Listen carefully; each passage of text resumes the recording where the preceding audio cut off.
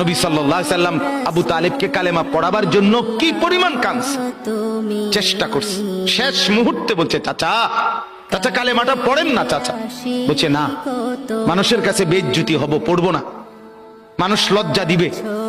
আল্লাহ নবী সাল্লাল্লাহু আলাইহি সাল্লাম বলছে, কানে কানে বলেন, আমি কাউকে শোনাবো না, আমি শুধু হাসরের মাঠে বলবো, মৃত্যু পর্যন্ত চাচা ওয়াদা দিলাম জগৎবাসীকে শোনাবো না আপনি ঈমান আনছিলেন। কানে কানে কোন। আবু তালেব বলছে, না, কানে কানেও বলবো।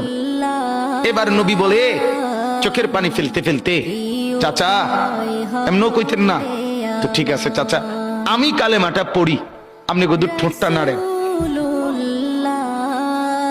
আপনি শুধু ঠোঁটটা নাড়বেন, আমি হাসরের দিন বলবো, মাওলা আমার চাচা কালেমা পড়ছিল এজন্য ঠোঁট নাড়ছে, এর সুযোগ দেন। চাচা বলছে, না।